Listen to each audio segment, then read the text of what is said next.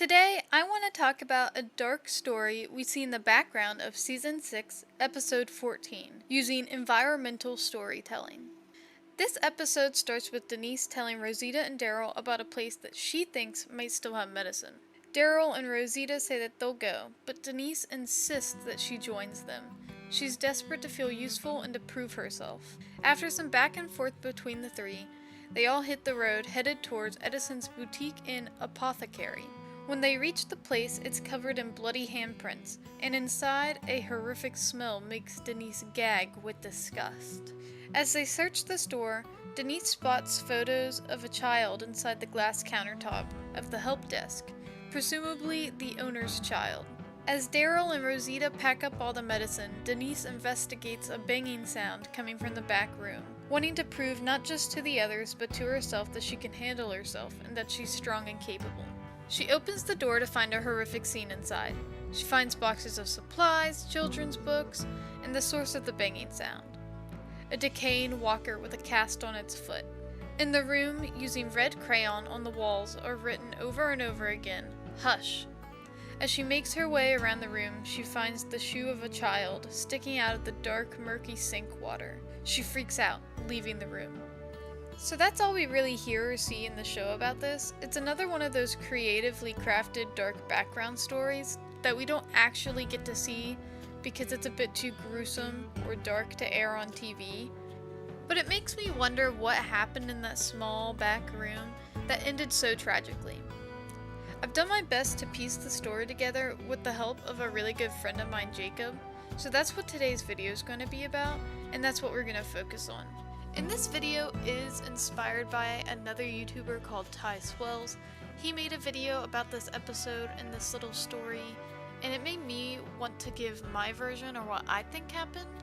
And so I am going to link his video in the description, and I definitely recommend you go give that a watch as well because it is a really, really good video, and it's just really well crafted. But that's enough of me blabbering. Let's get into the video. This story starts before the apocalypse began. It's about a young couple who inherited the shop of the husband's deceased father. They've started a family, having a son of their own. The wife mostly runs the shop as the husband has more important things to attend to. I'm gonna give everyone made-up names just for the sake of storytelling. Allison, her husband Emmett, and their young son Wyatt seem like your average family. The locals know Allison and Wyatt well, as the shop is quite popular in the small community, and Wyatt is often at the store with Allison so that she can keep an eye on him and take care of him. But little do the locals know, Emmett is a controlling and abusive man who often hurts Allison. This abuse has gone on for years, but she was loyal and loved him regardless. But more than anything, she feared him. One might compare their relationship to Stockholm Syndrome.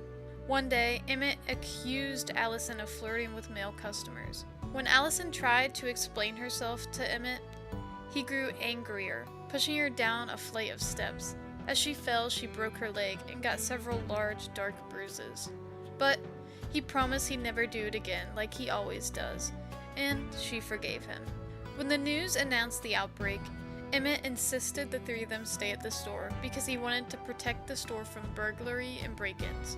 Allison's only concern was for protecting her son. She knew with her broken leg she couldn't run very fast, and their best bet was to stay put and wait till help arrived. Emmett would collect supplies. He would bring boxes of food and water he found in the neighboring stores. He also found big planks of wood in the back of the store, using those to board up the big front windows. Luckily, since she brought Wyatt to work often, she already had a crib for him to sleep in and books and toys to entertain him.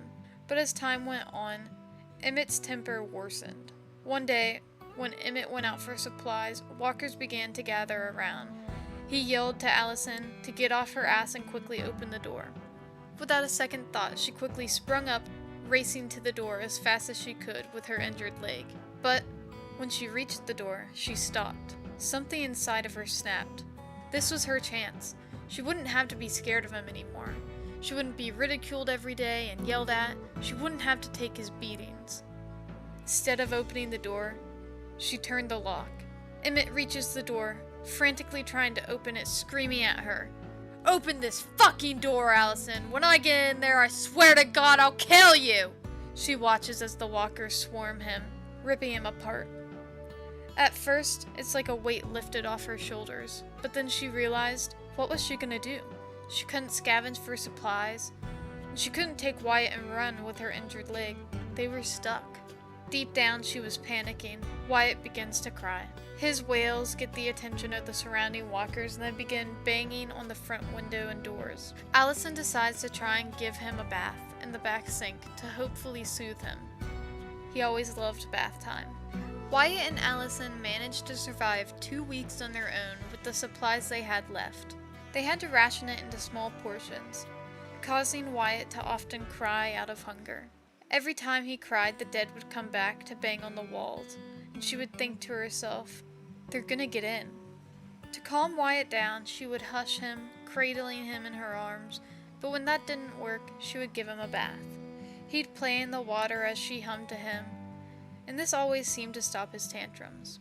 But around the 2-week mark, they had completely ran out of rations and hadn't eaten for 2 days. Wyatt's screams and cries were non-stop.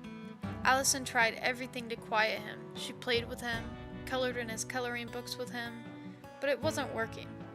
She turned to something that had always worked before, bath time.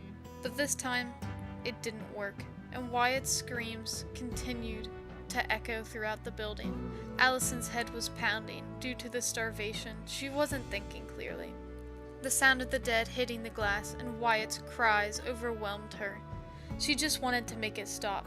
She held him underwater, muffling his cries, until they stopped altogether. She let out a sigh of relief, but then a wave of guilt washed over her. Realizing what she had done, she didn't mean to kill him. She just wanted him to stop crying. She gets on her knees and prays to God to bring her baby back, begging for forgiveness. Wyatt eventually turns. Allison sees bubbles rising out of the water and hears the sounds of gurgling. She didn't realize he had turned though. This was so early in the apocalypse that she didn't know death caused you to turn. She thought you had to be bitten. Did God give her baby back? She checked on him, lifting him out of the water, pulling him close. He bites her on the cheek and she screams, dropping him back in the water due to shock. She hears a loud thud as his skull cracks when he hits the bottom. She paces the room back and forth, panicking. What should she do? She's bitten. She's gonna become one of those monsters, she thought. Eventually, the fever and hysteria kicked in. She hallucinates his cries in her final moments. Driven to insanity, she scribbles on the walls with one of his red crayons. Hush, hush, hush. She continues writing on the walls until she collapses to the floor, succumbing to her illness, and eventually, she turns. That's the story we came up with. And if you're questioning why we chose to go this route, there are a few reasons for this. When Rosita, Daryl, and Denise enter the store, there isn't a food section. It isn't a convenience store or grocery store, so having boxes of food in the back for the sales floor didn't make much sense. So we assumed that was something they stocked up themselves. Another reason I chose this route is the mother clearly loved her child very much. She tried to make it as homey as she could with the toys and the crayons and the books. She wasn't evil, and I don't think that she would have meant to hurt her child. I think she was just driven to a breaking point. I also believe that there would have had to have been someone else there, since she did have a broken leg. Scavenging for supplies and boarding up the windows wouldn't have been easy for her in this condition. And my last reasoning is this would have to be an early apocalypse story because of the cast on her leg and how decayed she was when they found her. I understand why gruesome stories like this can't air on TV, but I would definitely be interested in seeing TWD making webisodes about some of these dark background stories. And feel free to share your own theories below. If there's any other background stories you'd like for me to give my take on, let me know, and until next time, I'll see y'all later. Goodbye!